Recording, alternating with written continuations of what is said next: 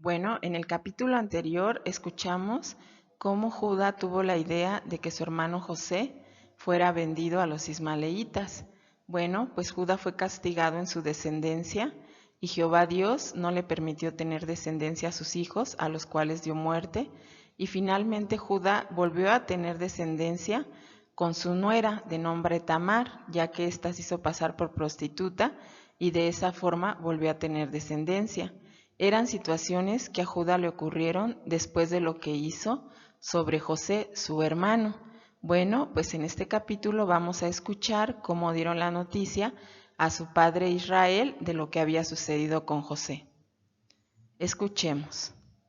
Y entonces Rubén volvió al pozo, y resultó que José no estaba en él. Por consiguiente, rasgó sus prendas y preguntó a sus hermanos: «El muchacho ha desaparecido». Sin embargo, ellos tomaron la larga prenda de vestir de José y degollaron un macho cabrío y metieron la larga prenda de vestir en repetidas veces en la sangre.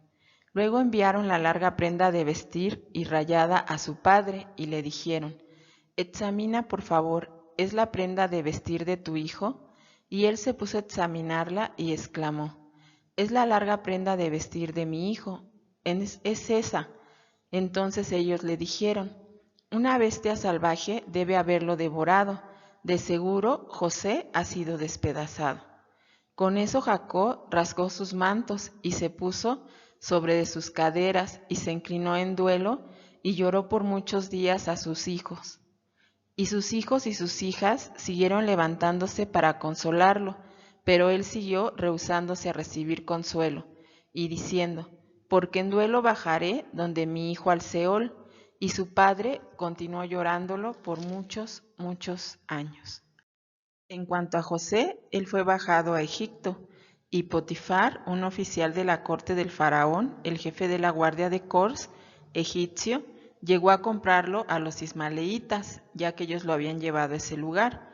Pero Jehová resultó estar con José, de modo que éste llegó a ser un hombre que en todo tenía éxito, y vino a estar sobre la casa de su amo el egipcio, y su amo llegó a ver que Jehová estaba con él en todo lo que hacía.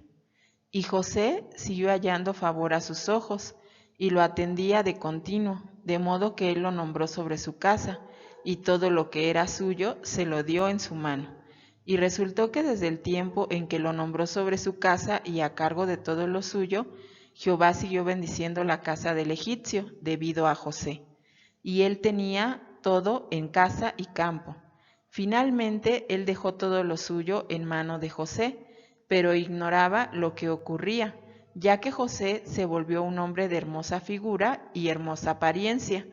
Ahora bien, después de estas cosas, aconteció que la esposa de su amo empezó a alzar los ojos hacia José y a decirle: «Acuéstate conmigo». Pero él se rehusaba, y decía a la esposa de su amo: «Mira, mi amo ignora lo que está pasando en esta casa, y todo lo que tiene me lo ha dado en su mano. No hay nadie mayor que yo en esta casa, y él no ha retenido de mí cosa alguna, salvo a ti, porque eres su esposa. Así que ¿cómo podría yo cometer esta gran maldad en contra de mi amo? Además es pecar contra Dios». Resultó pues que al hablar ella a José, día tras día, él no la escuchaba para acostarse a su lado y para continuar con ella, así que huía de esas insinuaciones. Pero sucedió que en ese día, como en otros días, José entró a la casa para atender el negocio, y no había ninguno de los hombres de la casa. Entonces la mujer lo tomó de su prenda de vestir y le dijo: «Acuéstate conmigo». Pero él dejó la prenda de vestir en su mano de ella y se echó a correr.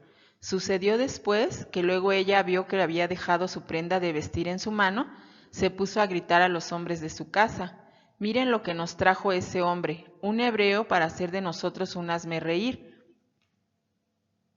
Este vino para mí para acostarse conmigo, pero yo me puse a gritar». Y resultó que luego que oyó que alzaba la voz y gritaba, entonces dejó su prenda de vestir a mi lado y echó a correr. Después de ello, ella mantuvo la prenda de vestir de él colocada al lado suyo hasta que su amo vino a la casa. Entonces ella habló a su esposo con estas palabras y le dijo: «El siervo hebreo que nos trajiste vino a mí para hacerme un hazmerreír». Pero sucedió que luego que alcé la voz y empecé a gritar, entonces dejó su prenda de vestir en mi mano y salió huyendo afuera.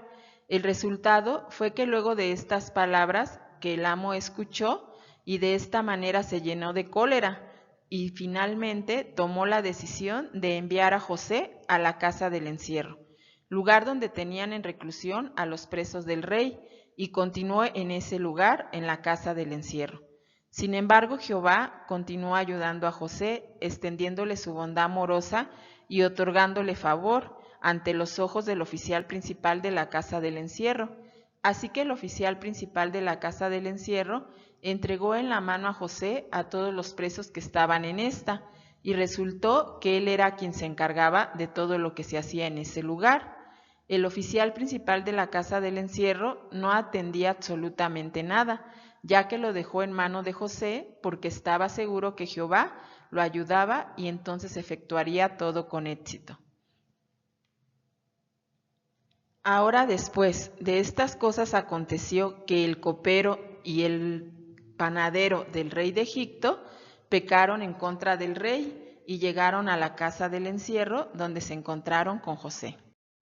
Y el rey de Egipto, es decir, el faraón, se encontraba indignado contra su jefe de los coperos y contra el jefe de los panaderos, así que los mandó a encerrar a la casa del encierro, y ambos procedieron a soñar un sueño, cada uno en su propio sueño en la misma noche, cada uno con su propia interpretación. El copero y el panadero que pertenecían al faraón y que estaban presos en la casa del encierro. Cuando José entró donde ellos por la mañana y los vio, sucedía que se veían decaídos, y él se puso a decirles que qué es lo que había pasado, por qué esa razón de estar tan triste en sus rostros, por lo cual le dijeron: hemos soñado un sueño y no hay intérprete con nosotros. De modo que José les dijo: ¿no pertenecen a Dios las interpretaciones? Cuéntenmelo, por favor. Y el jefe de los coperos se puso a contar su sueño a José y a decirle: en mi sueño, pues mira que había una vid delante de mí, y en la vid había 3 ramitas, y al parecer brotaba sarmientos. Salieron sus flores, sus racimos maduraron, sus uvas, y yo tenía en la mano la copa del faraón, y procedí a tomar las uvas y a exprimirlas en la copa del faraón. Después di de la copa de mi mano al faraón. Entonces le dijo José: esta es su interpretación. Las 3 ramitas son 3 días. Dentro de 3 días el faraón alzará tu cabeza y ciertamente te devolverá tu puesto, y ciertamente darás la copa de faraón en su mano, según la costumbre anterior cuando estabas de copero suyo. Sin embargo, tienes que guardarme en tu memoria tan pronto como te vaya bien, y por favor, tienes que ejercer bondad amorosa conmigo y mencionarme ante el faraón, y tienes que sacarme de esta casa, porque he hecho y he sido secuestrado de la tierra de los hebreos, y tampoco aquí he hecho cosa alguna para que me metieran en este hoyo carcelario. Cuando el jefe de los panaderos vio que había interpretado algo bueno en el sueño, a su vez él dijo: José, también yo estaba en ese sueño, y mira, yo tenía 3 cestas de pan blanco sobre la cabeza, y en la cesta de encima había toda clase de comestibles para el faraón, el producto de un panadero, y había aves comiéndoselos de la cesta sobre de mi cabeza. Entonces contestó y dijo: esta es tu interpretación.